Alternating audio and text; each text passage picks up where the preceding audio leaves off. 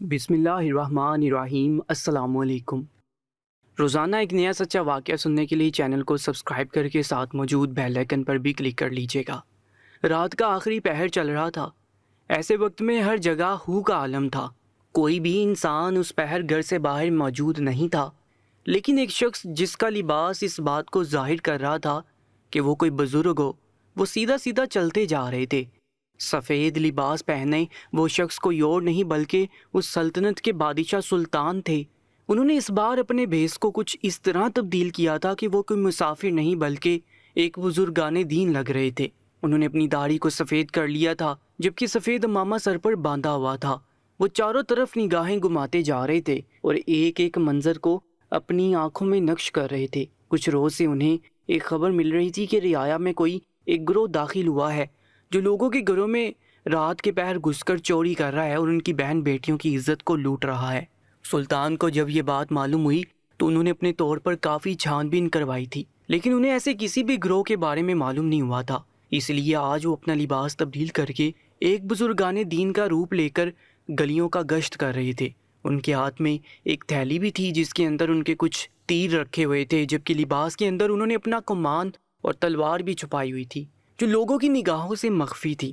وہ آج رات گشت کر کے یہ بات معلوم کرنا چاہتے تھے جو بات سب سے چھپی ہوئی ہے وہ کس حد تک سچ پر مبنی ہے۔ سلطان ایسا ہرگز نہیں چاہتے تھے کہ ان کی رعایا میں موجود لوگ مشکل میں رہیں۔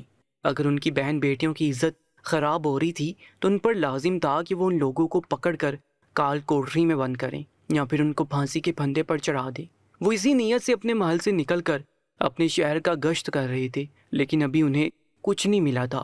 انہیں گشت کرتے ہوئے بہت وقت بیت چکا تھا، لیکن ایسی کوئی بھی مشکوک آواز یا حرکت ان کے سامنے نہیں آئی تھی۔ انہوں نے کچی آبادیوں کا چپا چپا چھان مارا تھا، لیکن ہاتھ کچھ نہیں آیا تھا۔ انہیں ایک پل کو ایسا گمان ہوا شاید وزیر تک جو بات پہنچائی گئی ہے وہ جھوٹ پر مبنی ہے اور سلطان ان کے وزیر کو گمراہ کرنے کی کوشش کی گئی ہے۔ یہی سوچ کر انہوں نے اپنے قدم واپسی کے لیے محل کی طرف بڑھا لیے تھے۔ ابھی وہ ایک گلی کا کونا موڑتے اس سے پہلے انہیں ایک نسوانی آواز اپنے کانوں سے ٹکراتی ہوئی محسوس ہوئی، اور اس کے بعد سلطان کے قدم زنجیر ہو گئے تھے۔ اس عورت کی آواز میں جو بات تھی وہ انہیں زمین میں گاڑنے کے لیے کافی تھی۔ ان کی رعایا میں ایسی خواتین بھی موجود تھیں، یہ بات سلطان کے ذرا بھی علم میں نہیں تھی۔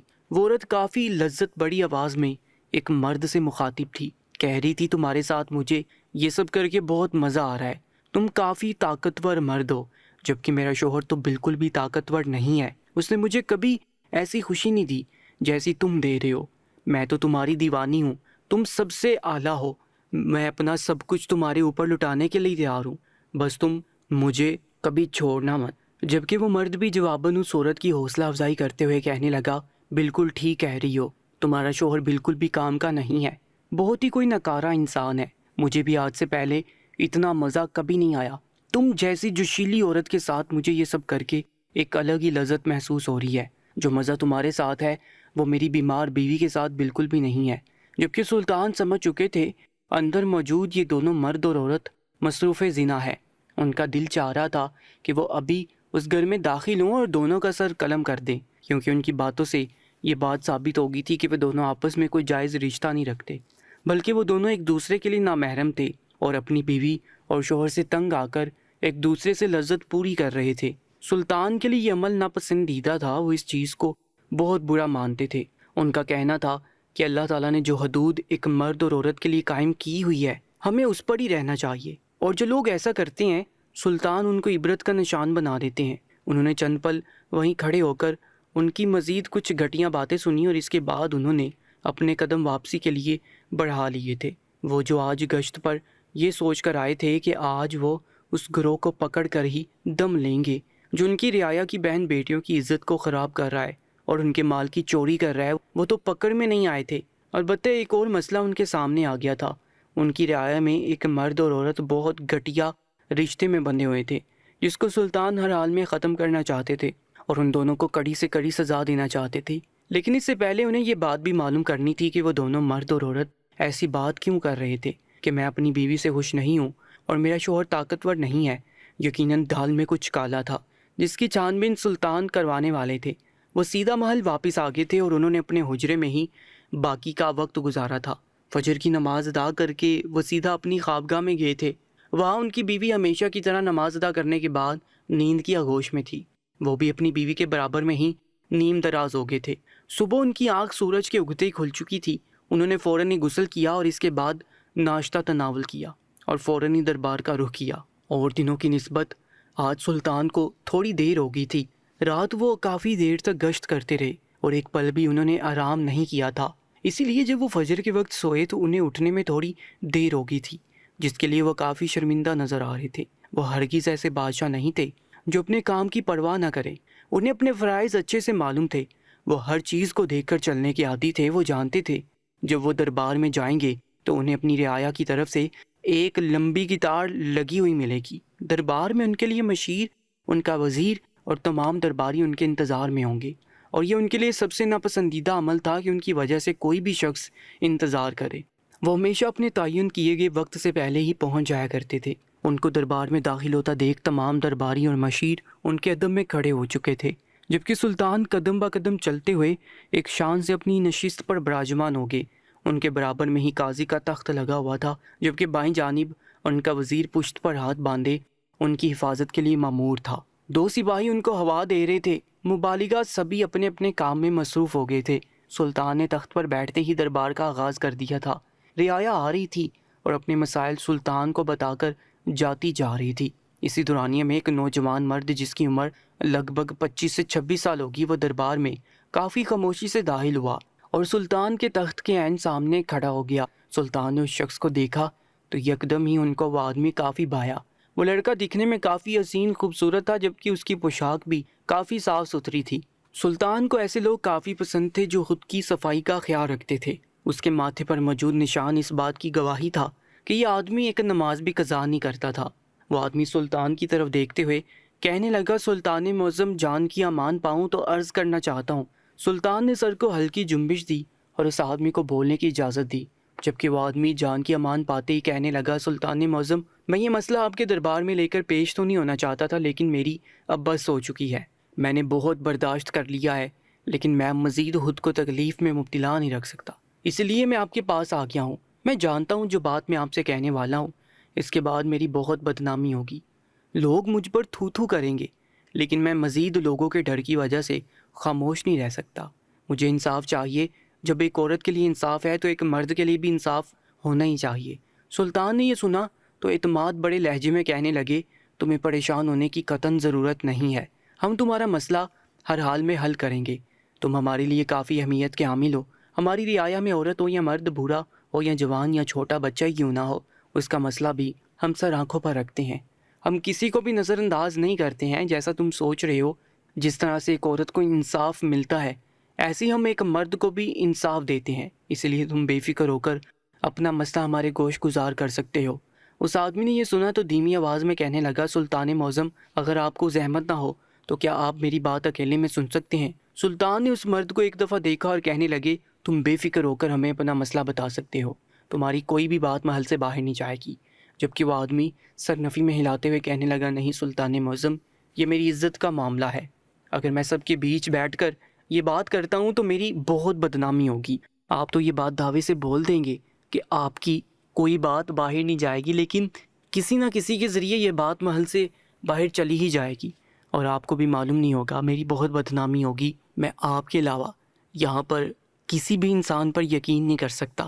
سلطان نے جب یہ سنا تو سر کو ہلکی جنبش دی اور اپنی جگہ سے کھڑے ہو گئے۔ انہوں نے اس آدمی کو اپنے پیچھے آنے کے لیے کہا اور سیدھا اپنے مخصوص کمرے کی طرف گامزن ہو گئے۔ وہاں پہنچ کر سلطان اس کمرے میں داخل ہو چکے تھے، جبکہ وہ آدمی بھی جھجک کر اس کمرے میں داخل ہوا۔ سلطان سیدھا اپنی مخصوص جگہ پر بیٹھ گئے تھے اور اس آدمی کو بغور دیکھ رہے تھے۔ وہ آدمی سلطان کی طرف دیکھتے ہوئے کہنے لگا، سلطان معظم، آپ کی اجازت ہو تو میں بولنا شروع کروں؟ سلطان نے فوراً ہی اجازت دی تھی، جبکہ اجازت ملتے ہی وہ آدمی کہنے لگا، سلطان معظم، میرا نام ناصر ہے، میری عمر 26 سال ہے، میں اسی شہر کا باشندہ ہوں۔ دراصل میں آپ کے پاس اپنی زوجہ کی شکایت لے کر آیا ہوں۔ مجھے اپنی بیوی پر شک ہے کہ وہ کسی اور مرد کے ساتھ غلط کاری کرتی ہے۔ دراصل میں اپنی بیوی کو مطمئن نہیں کر پاتا، اس کے لیے میں شرمندہ ہوں اور میں حکیم صاحب سے اپنا علاج بھی کروا رہا ہوں۔ حکیم صاحب کا کہنا ہے جلد یا بدیر میری یہ پریشانی دور ہو جائے گی۔ میں نے اپنی بیوی کو یہ بات سمجھانی چاہی لیکن وہ میری بات سننے کی ذرا بھی روادار نہیں ہے۔ ہمارے 2 بچے ہیں لیکن وہ اپنے بچوں کی طرف بھی دھیان نہیں دیتی۔ میری شادی میرے ماں باپ نے کم عمری میں کروا دی تھی، جس کی وجہ سے میری اولاد بھی جلدی جلدی پیدا ہو چکی تھی۔ وقت گزرنے کے ساتھ ساتھ میرے ساتھ یہ مسئلہ پیش آیا تو میری بیوی نے میرا ساتھ دینے کی بجائے مجھے تنہا چھوڑ دیا۔ لوگوں میں بیٹھ کر وہ مجھے بدنام کرتی ہے، میری ایک بات نہیں سنتی۔ میں نے اس کو چھوڑ دینے کی دھمکی دی تو وہ مجھے سامنے سے کہتی ہے کہ تم کیا مجھے چھوڑو گے؟ کچھ دن بعد میں ہی تمہیں چھوڑ کر یہاں سے چلی جاؤں گی، بس کچھ دن مجھے دے دو، میں فوراً ہی اپنا بندوبست کر لوں گی۔ سلطان معظم یہاں تک تو ٹھیک تھا، میں اس کی تلخ کلامی برداشت کرتا رہتا تھا، لیکن کچھ دن سے مجھے ایسا محسوس ہو رہا ہے کہ میری بیوی کسی اور مرد کے ساتھ غلط فعل انجام دیتی ہے۔ ساری ساری رات وہ گھر سے غائب رہتی ہے، آدھی رات کو میری آنکھ کھلتی ہے تو وہ بستر پر موجود نہیں ہوتی، نہ جانے وہ کہاں چلی جاتی ہے۔ ایک روز میں نے اس سے غصہ کر کے یہ بات پوچھی تو اس نے صرف مجھے یہی کہا کہ میں تو ندی کے پاس جاتی ہوں یا پھر اماں کی طرف چلی جاتی ہوں، اس کے علاوہ تو میں کہیں نہیں جاتی۔ جبکہ سلطان معظم، میں یہ بات دعوے سے کہہ سکتا ہوں کہ میری بیوی کسی کے ساتھ غلط کام میں ملوث ہے۔ سلطان کے دماغ میں وہی رات والی عورت گردش کرنے لگی تھی، کہیں یہ وہی عورت تو نہیں تھی جس کی شکایت سلطان کے دربار میں درج ہو رہی تھی۔ سلطان اس آدمی کو بغور سن رہے تھے۔ وہ مزید کہنے لگا، یہاں تک بھی ٹھیک تھا، میں اس کی اس بات پر ایمان لے آیا تھا، لیکن سلطان معظم اگر وہ ندی پر جاتی ہے یا پھر اپنی ماں کے گھر جاتی ہے تو سارا دن وہ نڈال کیوں رہتی ہے؟ وہ ہر وقت تھکی تھکی سی رہتی ہے، اور کل تو اصل دنگل مچا تھا۔ کل جب وہ گھر واپس آئی تو اس کے پاس سے ایک ایسی بدبو آ رہی تھی جو اس بات کی گواہی تھی کہ وہ کسی غیر مرد کے ساتھ غلط کاری کر کے آئی ہے۔ میں نے جب اس کو لتارا اور اس کو گھر سے نکالنا چاہا تو اس نے مجھے دھمکی دی ہے کہ میں سلطان معظم کے پاس جا کر تمہاری شکایت کر دوں گی اور تم پر جھوٹے الزام لگاؤں گی کہ تم کسی اور عورت کے ساتھ غلط فعل انجام دیتے ہو، بلکہ تم ہم جنس ہو، تم مردوں کے ساتھ غلط فعل انجام دیتے ہو۔ سلطان معظم، میں جانتا ہوں کچھ دیر بعد ہو سکتا ہے میری بیوی آپ کے پاس آ کر یہ سب باتیں کریں، لیکن اس سے پہلے ہی میں آپ کے پاس آ کر یہ بات کرنا چاہتا تھا، کیونکہ اگر وہ آپ کو میرے خلاف بھڑکاتی تو آپ مجھ سے بدگمان ہو کر مجھے سزا دے دیتے۔ سلطان نے یہ سنا تو سر کو نفی میں ہلاتے ہوئے کہنے لگے، ہرگز نہیں، ہم ایسا کبھی نہیں کرتے، ہم فرد شناس انسان ہیں، ہم تمہارا چہرہ دیکھ کر ہی اس بات کو سمجھ چکی ہیں کہ تم سچ بول رہے ہو۔ اگر تمہاری بیوی ہمارے سامنے آتی تب بھی ہم اس کا چہرہ دیکھ کر ہی پہچان جاتے کہ وہ کتنا پانی میں ہے۔ تم نے اچھا کیا کہ ہمارے پاس آ کر تم نے اپنی شکایت درج کروا دی۔ جب تمہاری بیوی ہمارے پاس آ کر تمہارے خلاف بات کرے گی تب ہمارے پاس اس کو پکڑنے کا بہت آسان طریقہ موجود ہوگا۔ فی الحال کے لیے تم اپنے گھر جا سکتے ہو اور پریشان ہونے کی تمہیں ضرورت نہیں ہے۔ ہم ہر حال میں تمہارا اس مسئلے کو حل کرنے کی ہر ممکن کوشش کریں گے اور اس انسان کو بھی پکڑنا چاہیں گے جو تمہاری بیوی کے ساتھ یہ سب کچھ کر رہا ہے۔ اس آدمی نے یہ سنا تو سر جھکا کر وہاں سے لوٹ گیا، جبکہ سلطان ایک گہری سوچ میں مبتلا ہو چکے تھے۔ وہ کڑی سے کڑی ملانے کی کوشش کر رہے تھے۔ رات والی عورت اور یہ دن والا مرد اس بات کی گواہی تھا کہ ان دونوں کا کوئی نہ کوئی رابطہ ضرور ہے۔ یقیناً یہ دونوں ہی آپس میں میاں بیوی تھے۔ سلطان کو اب ایک ایسا منصوبہ بنانا تھا جس سے وہ عورت راہ راست پر آ جاتی اور اپنی غلطی کو قبول کر کے ایک نیک عورت بن جاتی، جبکہ وہ اس آدمی کو بھی سدھارنا چاہتے تھے جو اپنی بیوی کے ہوتے ہوئے دوسری عورت کی طرف مائل ہو رہا تھا۔ تھوڑی دیر بعد ہی جہاں سے دربار کو چھوڑ کر سلطان اٹھ گئے تھے، وہیں سے انہوں نے دوبارہ اپنے دربار کا آغاز کیا تھا۔ دربار کا اختتام ہونے کے بعد وہ سیدھا اپنے مخصوص کمرے میں آئے۔ وہاں آتے ہی انہوں نے ظہر کی نماز ادا کی، قرآن پاک کی تلاوت کرنے لگے۔ ابھی وہ قرآن پاک کی تلاوت کرنے میں مصروف ہی تھے کہ اتنے میں ایک سپاہی دروازے کو دستک دے کر کمرے میں داخل ہوا۔ سلطان نے اس سپاہی کو سامنے دیکھا تو ہاتھ کے اشارے سے تھوڑی دیر ٹھہرنے کا حکم دیا اور آیت مکمل کر کے اس کی طرف متوجہ ہوئے، جبکہ وہ تھوڑا شرمندہ ہوتے ہوئے کہنے لگا، سلطان معظم، میں معافی چاہتا ہوں، مجھے نہیں معلوم تھا کہ آپ قرآن پاک کی تلاوت کر رہے ہیں، اگر آپ مصروف ہیں تو میں بعد میں آ جاتا ہوں۔ جبکہ سلطان نے سر کو نفی میں ہلایا اور اس کو بولنے کی اجازت دی، جبکہ وہ سپاہی کہنے لگا، سلطان معظم، ایک عورت آپ سے ملاقات کرنا چاہتی ہے۔ سلطان نے سنا تو کہنے لگے کہ آپ بولیں کہ کل دربار کے وقت آ کر مجھ سے ملاقات کر لے، ابھی ہم فی الحال مصروف ہیں، قرآن پاک کی تلاوت کے بعد ہمیں کچھ ضروری دستاویزات پر کام کرنا ہے۔ سپاہی یہ سن کر کہنے لگا، سلطان معظم، وہ عورت زاروں کی طرح رو رہی ہے اور اس کا کہنا ہے کہ اگر اس کی ملاقات سلطان سے نہیں ہوئی تو رات تک اس کو مار دیا جائے گا۔ اس کو ہر حال میں سلطان سے آج اور اسی وقت ملاقات کرنی ہے۔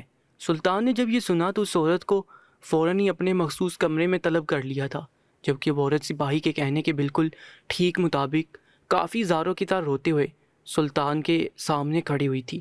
وہ سلطان کی جانب دیکھتے ہوئے کہنے لگی، سلطان معظم، خدا کے لیے مجھے بچا لیں، میرا آپ کے علاوہ کوئی نہیں ہے۔ میرے ماں باپ بہت پہلے اس دنیا فانی سے کوچ کر چکے ہیں، میں کسی کے در پر بھی نہیں جا سکتی، آپ ہی ہمارا سب کچھ ہیں۔ سلطان نے اس عورت کو مشکیزے میں پانی بھر کر دیا اور اس کو پینے کے لیے کہا، جبکہ وہ عورت گھٹا گھٹ پانی اپنے حلق میں اتار چکی تھی۔ سلطان نے اس کو تحمل سے اپنا مسئلہ بیان کرنے کے لیے کہا تو وہ کہنے لگی، سلطان معظم، میرا مرد مجھے رات کو قتل کر دے گا، اس نے کہا ہے کہ وہ مجھے کسی بھی طور پر بخشے گا نہیں۔ سلطان نے یہ سنا تو وہ کہنے لگے، آخر تمہارا مرد تمہیں مارنا کیوں چاہتا ہے؟ تو وہ کہنے لگی، سلطان معظم، دراصل میرا مرد ایک عورت کے ساتھ غلط فعل انجام دے رہا ہے، اور جب میں نے اس کو یہ دھمکی دی کہ میں تمہارا یہ کارنامہ سلطان کو بتاؤں گی تو وہ مجھ پر داڑنے لگا، اس نے کہہ دیا کہ رات تک مجھے قتل کر دے گا۔ سلطان معظم، میں مرنا نہیں چاہتی، میرے چھوٹے چھوٹے بچے ہیں جن کی پرورش میں نے ہی کرنی ہے، میرا شوہر تو ایک عیاش انسان ہے، وہ کبھی بھی میرے بچوں کی پرواہ نہیں کرتا، اور اگر اس نے مجھے مار دیا تو میرے بچے رول جائیں گے، اور میں ایسا ہرگز نہیں چاہتی۔ سلطان نے یہ سنا تو وہ رشک بڑی نگاہوں سے اس عورت کو دیکھنے لگی، اللہ تعالیٰ نے ایسی ہی تھوڑی ایک عورت کو ماں کا مقام دے دیا ہے، وہ عورت مرنے سے صرف اس لیے کترا رہی تھی کیونکہ وہ اپنے بچوں کو رولتا ہوا نہیں دیکھ سکتی تھی، اور یہی کچھ بچے اپنی ماں کو اس طرح سے چھوڑ دیتے ہیں جیسے وہ لاوارث ہو۔ کبھی کوئی بھی اولاد اپنی ماں کا وہ حق ادا کر ہی نہیں سکتی جس کی وہ مستحق ہوتی ہے۔ سلطان نے اس عورت کو دلاسا دیا اور اس کو وہاں سے لوٹا دیا۔ سلطان سمجھ چکے تھے کہ یہ وہی عورت ہے جس کا شوہر دربار میں آنے والے مرد کی بیوی کے ساتھ ناجائز رشتے میں بندھا ہوا ہے۔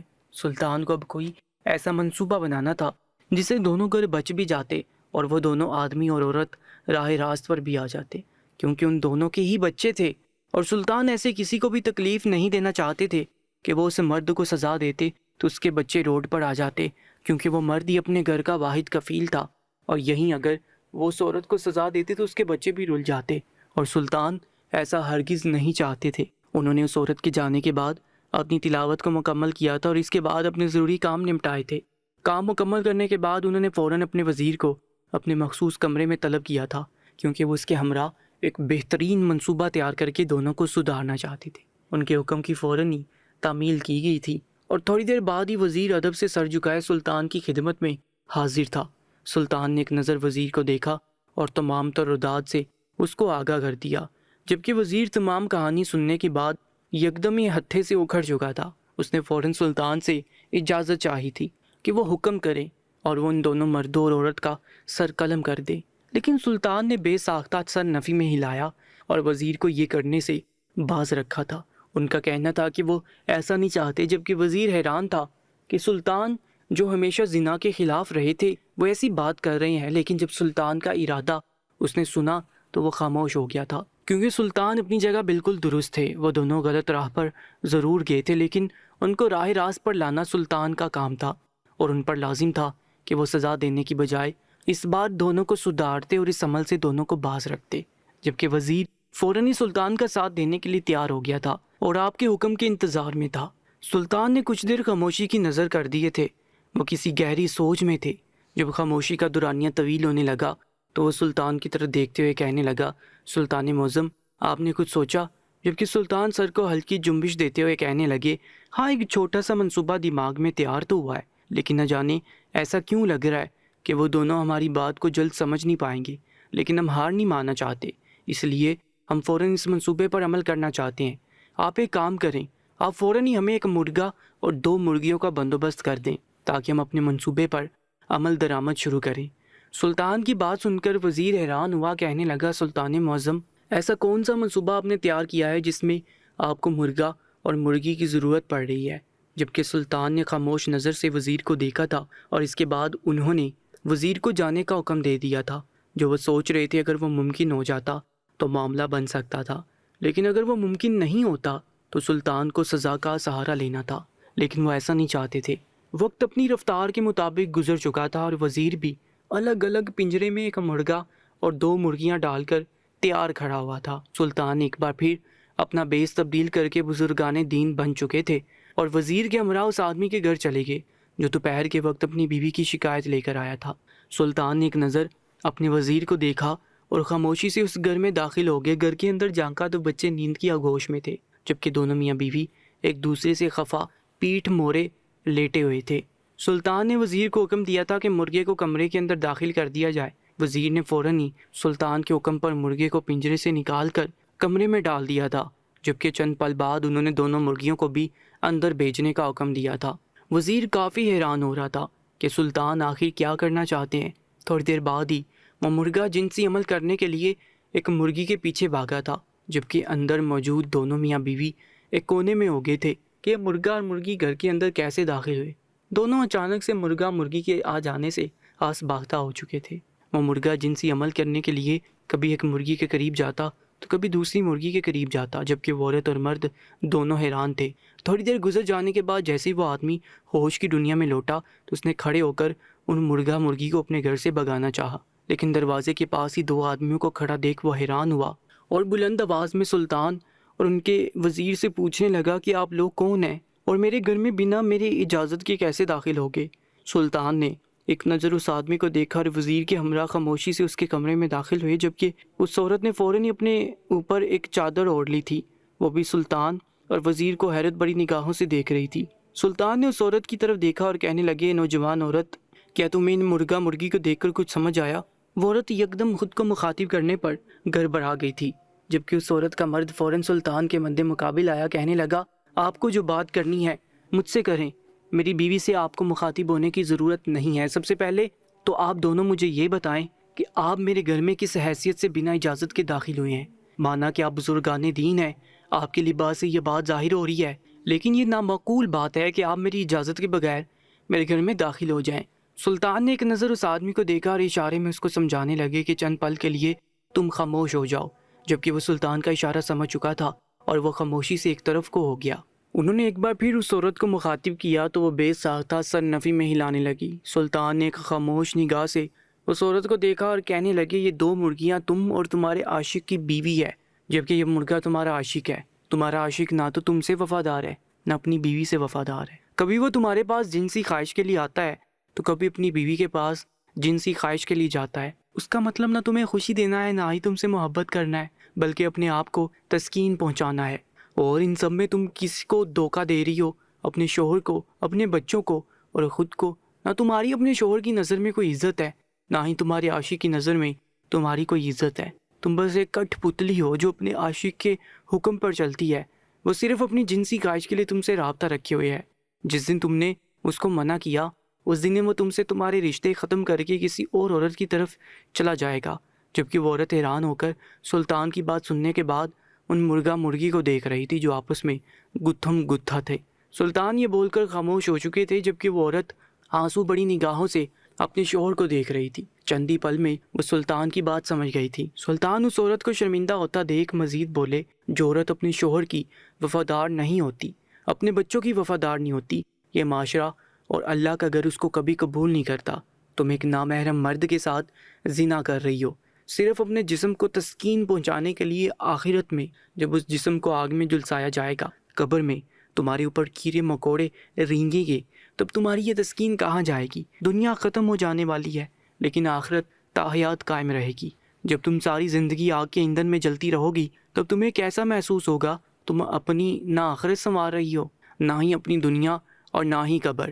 وہ عورت تمہارے شرمندگی کے سر نہیں اٹھا پا رہی تھی۔ سلطان نے مزید کچھ دلائل اس عورت کے سامنے رکھے تو وہ بے ساختہ اپنے شوہر کے قدموں میں گر گئی اور اس سے معافی طلب کرنے لگی، جبکہ وہ آدمی سلطان کی طرف دیکھتے ہوئے کہنے لگا، میں آپ کا جتنا شکر گزار رہوں اتنا کم ہے۔